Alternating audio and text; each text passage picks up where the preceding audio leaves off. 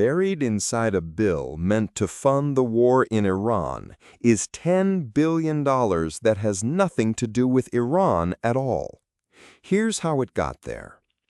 On July 22nd, the House passed a $95 billion budget blueprint by a vote of 216 to 214. Every voting Democrat opposed it. Only two Republicans, Thomas Massie of Kentucky and Warren Davidson of Ohio, joined them. The blueprint itself doesn't spend a dollar directly. Instead, it instructs 4 House committees to write the actual legislation within set spending caps. Armed Services gets up to $60 billion. Intelligence gets up to $13 billion. Agriculture gets $12 billion in farm aid.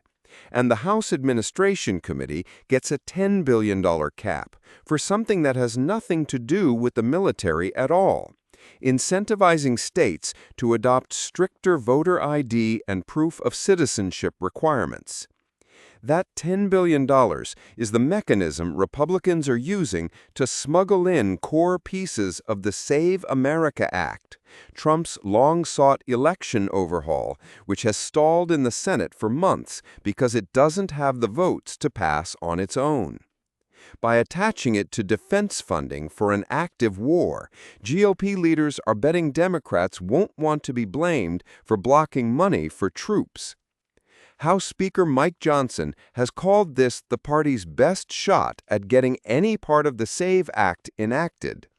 The money would flow to states as grants, essentially a financial reward for adopting voter ID and citizen verification rules.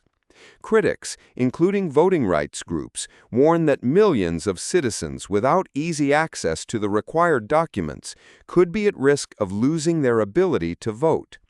The bill isn't law yet. It still has to clear the Senate, where Republicans like Thom Tillis have already said they won't support reconciliation bills carrying the SAVE Act.